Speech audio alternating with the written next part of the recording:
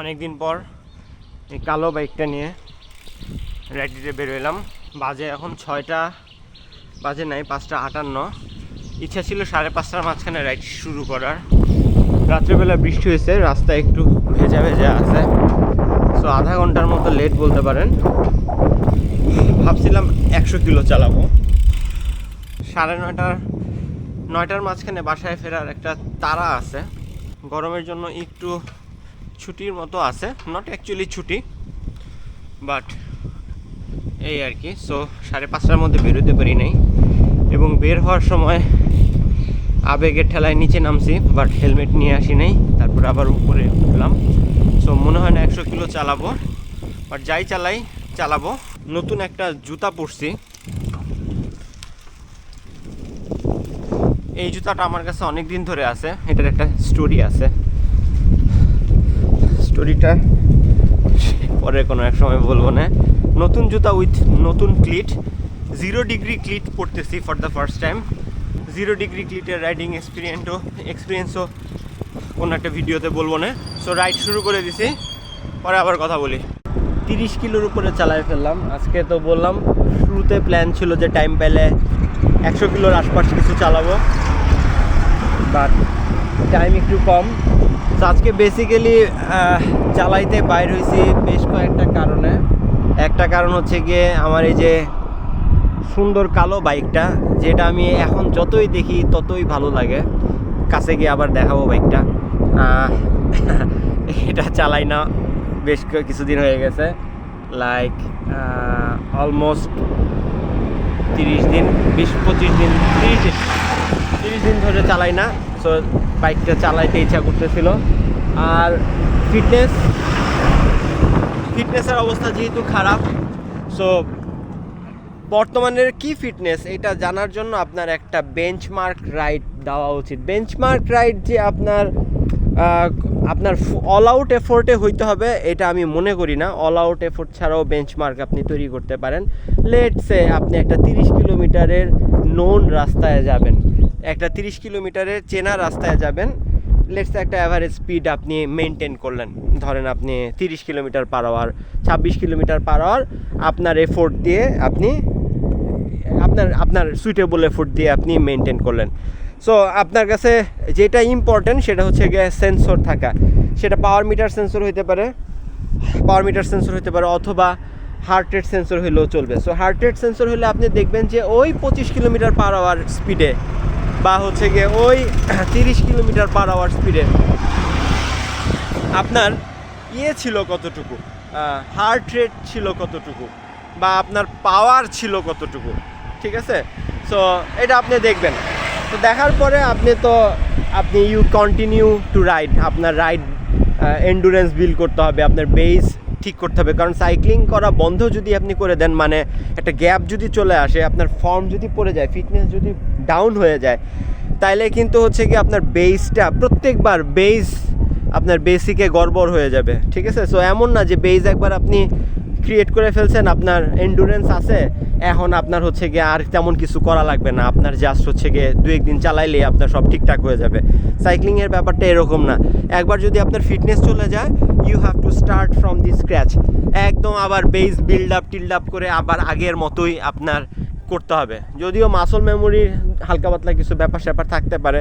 ধরেন একটা pro রাইডারের base fitness চলে আসতে যতদিন লাগবে, আপনার হয়তো তার চেয়ে একটু বেশি সময় লাগবে। বাট মোদ্দা কথা সেটা হচ্ছে কি আপনাকে কিন্তু you have to start from the scratch.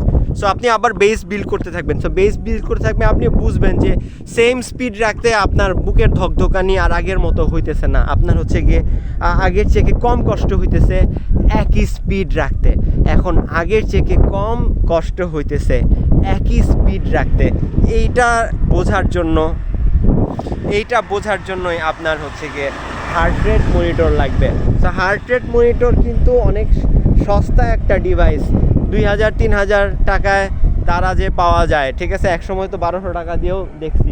তো ওই 2000-3000 টাকা দিয়ে যে হার্ট রেট মনিটরটা আপনি কিনবেন, সেটা দিয়ে দেখবেন যে ওই যে সেম স্পিডটা রাখতে আপনার হার্ট রেট কত থাকতেছে। দেখবেন যখন ইউ বিকাম ফিটার, তখন আপনি দেখবেন যে ওই স্পিডটা রাখতে আপনার হার্ট রেট লাগতেছে আগের থেকে কম। আর in terms of power in terms of power আপনি দেখবেন যে হচ্ছে গিয়ে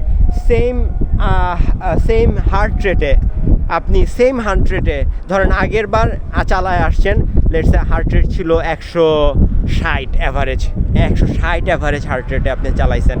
এখন তারপরে অ্যাজ ইউ বিকাম ফিটার দেখবেন যে ওই সেম সেগমেন্টে 160 হার্ট রেটে আপনি হচ্ছে গিয়ে আরও বেশি পাওয়ার জেনারেট করতে পারতেছেন, অথবা আপনি হচ্ছে গিয়ে সেম স্পিডে আপনার হচ্ছে গিয়ে হার্ট রেট কম লাগতেছে, পাওয়ার যদিও সেমই লাগার কথা বিকজ পাওয়ার স্পিডের সাথে কানেক্টেড। সো তখন আপনি দেখবেন যে আপনি বেশি পাওয়ার ডেলিভার করতে পারতেছেন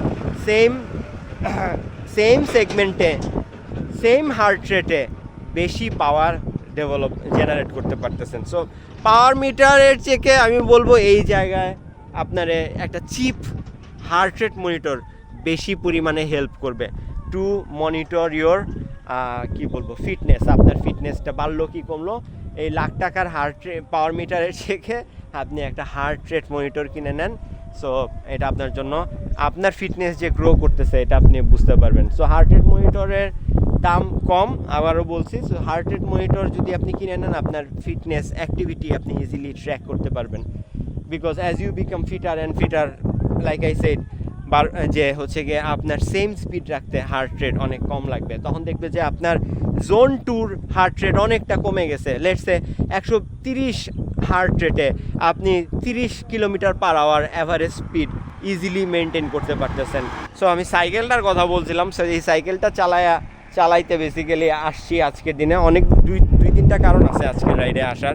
সো আজকের রাইডে আসার একটা বড় কারণ হচ্ছে গিয়ে জাস্ট একটা বেঞ্চমার্ক ক্রিয়েট করা, আর হচ্ছে গিয়ে কালো সাইকেলটা অনেক দিন ধরে চালানো হয় না সেটা দেখা। সো আমার কালো সাইকেলটা একটু দেখাই আপনাদেরকে। আমার দেখতে তো খুবই সুন্দর লাগে, এখন দেখতে খুবই সুন্দর লাগে।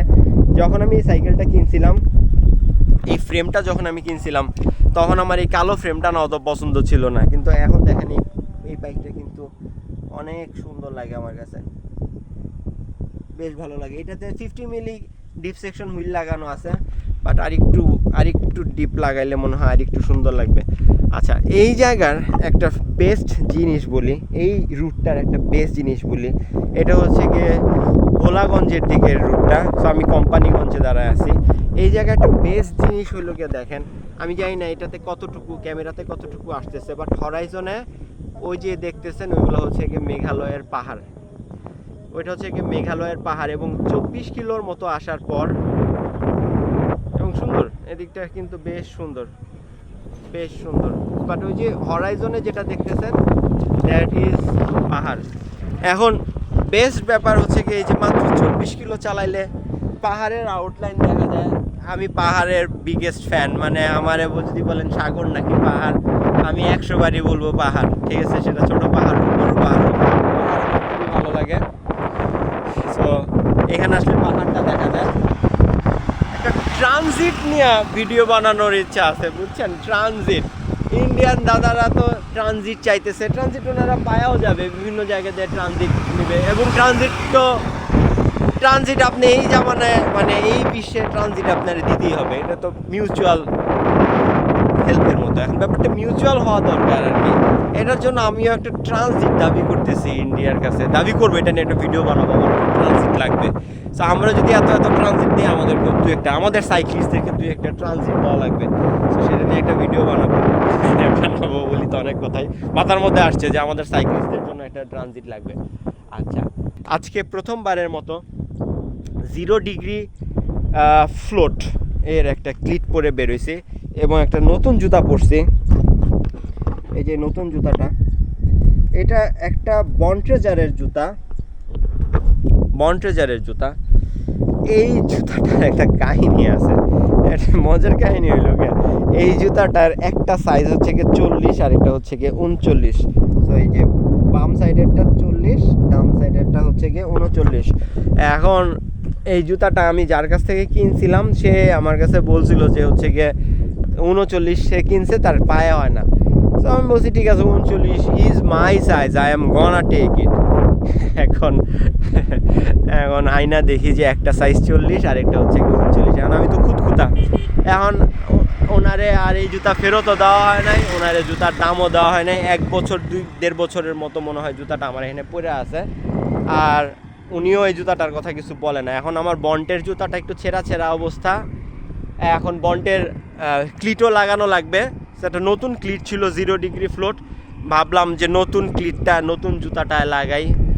40 আর 39 কষ্ট করে না হয়ে পরে ফেললাম, সো জুতাটা পরলাম। সো 0 ডিগ্রি ফ্লোট নিয়ে 2-একটা কথা যদি বলি, 0 ডিগ্রি ফ্লোট কিন্তু অনেকেই অনেক হেট করে, অনেক ড্রেডেড, অনেক ভয় পায় অনেকে এবং হেট করে। এই হেট করার মেন কারণ হচ্ছে কি 0 ডিগ্রি ফ্লোট মানে হচ্ছে কি আপনি যখন প্যাডেল করবেন তখন আপনার ক্লিট কিন্তু একটুও এদিক সেদিক মুভ করতে পারবে না, একটুও মুভ করতে পারবে না। It will be very very stiff. 0 degree no movement. So no মুভমেন্টের কারণে অনেকের নিতে অনেক প্রবলেম হয়, হাঁটু ব্যথা করে। বাট আমি 30 কিলোর মতো চালায় আসলাম, আমার হাঁটু ব্যথা করে নাই। আমার মনে হয়েছে এই 0 degree is my thing, but it's too early to call. এত খুব তাড়াতাড়ি হয়ে যেতেছে 0 ডিগ্রি আমার জন্য ঠিক আছে কি ঠিক নেই। বাট সোফার আমার কাছে মনে হয়েছে যে ডান পায়ের পজিশন এখন হইতে পারে, ডান পায়ে হইল গিয়ে 39, বাম পায়ে হচ্ছে গিয়ে 40, এটার কারণেও হইতে পারে অ্যাডজাস্টমেন্ট টাইট হয়তো বেশি লাগতেছে বা কিছু একটা। বাট 0 ডিগ্রিতে এখন পর্যন্ত আমি কোনো পাইতেছি না, কি বলে 0 ডিগ্রিতে খারাপ কিছু পায়ে ব্যথা ট্যাথা এগুলো কোনো কিছু ফিল করতেছি না। বাট আমি যদি এই জায়গার পরিবেশটা আবার দেখাই, যে এই জায়গাতে আর একটু সামনে গেলে পুরা পাহাড়ি দেখাইতে পারতাম, গোলাগঞ্জ গেলে পুরা পাহাড়ি দেখাইতে পারতাম। বাট এই যে দেখেন, আমি জানি ক্যামেরাতে আসতেছে না, বাট এই যে বর্ডার লাইনের যে পাহাড়টা, এই যে এখানে কিন্তু সব আমি দেখতেছি সব হচ্ছে গিয়ে পাহাড়, ঠিক আছে। সো সুন্দর আবহাওয়া। টেম্পারেচারের ডাটাটা আমি হচ্ছে গিয়ে ডাটা ফিল্ডে দেই না, কি একটা কারণে আমি জানি না, দরকার। কারণ সামার লাভারদের জন্য টেম্পারেচারটা দেখা দরকার, এই আর কি। সো এখন যাওয়া শুরু করব। আমার ধারণা আমি এখন হেডউইন্ড পাবো, সো প্যারা নাই, আস্তে আস্তে চালায় চলে যাব। আমার যে বেঞ্চমার্কটা দেখার দরকার ছিল সেটা আমি অলরেডি দেখে ফেলাইছি।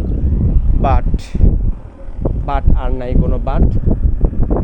আজকে একটু মেঘলা আছে, একটু পরে রোদ উঠা যাবে, প্যারা নাই। আর এই আর কি। সো এই হচ্ছে গিয়ে সুন্দর রাস্তা। এই রাস্তাটা পুরাটাই হচ্ছে কি রিজিড পেভমেন্ট, মানে আপনার না আর কি ফ্লেক্সিবল পেভমেন্ট না, মানে হচ্ছে গিয়ে পিচ ঢালাই করা না। পিচ ঢালাই করা রাস্তা, নতুন টার্পেটিং হইলে কিন্তু চালায় সেই মজা, বেশ অনেক স্পিড উঠে যায়। বাট এই ঢালাই করা রাস্তায় মানে হচ্ছে গিয়া আপনার রিজিড পেভমেন্ট যেটা বলে, সেই রিজিড পেভমেন্টে কিন্তু আপনার স্পিড অতটা ওঠে বাট ওই যে 29, 28, 29, 30, 32 আপনার ফ্লেক্সিবল পেভমেন্ট মানে পিচ ঢালাই করা রাস্তায় যেরকম 40, 41 অনায়াসে কন্টিনিউ করা যায়, এই জায়গায় 40, 42 কন্টিনিউ করতে বেশি পাওয়ার লাগে, কম করে হলেও 20-30 ওয়াট বেশি পাওয়ার লাগে, because of rolling resistance, of course rolling resistance, এই আর কি। সো নেক্সটে গিয়ে ব্লগটা শেষ করবো। এখন চালাইতে থাকি, ঠিক আছে, যা বলার ছিল মোটামুটি বলে ফেলছি। ব্লগটা এখানেও শেষ করে দিতে পারি, না লাস্টে গিয়ে বলবো যে রাইডটা যে শেষ হয়েছে, কত স্পিডে শেষ করলাম, কী অবস্থা, ঠিক আছে। ব্লগ মোটামুটি মেইন যা আমার বলার ছিল বলে ফেলছি, মাথায় কিছু আসলে আবার বলবো। সো এক্স্যাক্টলি 60 কিলোমিটারের মতো চালাইলাম, 60.1, 28.6, 28.8, বাট 28.8 ম্যাটার না, ম্যাটার হচ্ছে গিয়ে অ্যাভারেজ পাওয়ার রাখতে পারছি হচ্ছে গিয়ে 135 ওয়াটের মতো, 134-35 ওয়াট। এখন 134-35 ওয়াট আমার কাছে ফিল হয়েছে যে আমি জোন 2-র একদম উপরে চালাইতেছি, মানে জোন 2-তেই, বাট জোন 2-র উপরে চালাইতেছি। But 134-35 watt should feel easy, আমার কাছে 134-35 ওয়াট ইজি মনে হওয়া উচিত। সো রেগুলার চালাইলে ইমপ্রুভমেন্টটা বুঝতে পারবো। আর 0 ডিগ্রি ক্লিট এখন পর্যন্ত ডিফারেন্ট কিছু মনে হইতেছে না, বাট বন্ডের জুতা যেটা আমি পরি ওইটা মনে হয় এটার থেকে একটু স্টিফ, একটু মনে হয় স্টিফ। ইটস বিকজ আমি জানি অলরেডি নাকি না আমি জানি না, বাট বন্ডের জুতাটা এটার থেকে স্টিফ, অবশ্যই বন্ডের জুতার দামও এটার থেকে বেশি, এই আর কি। সো ভিডিও শেষ, I have to get back my fitness. That's all I ever want. I will see you in the next one. Video শেষ।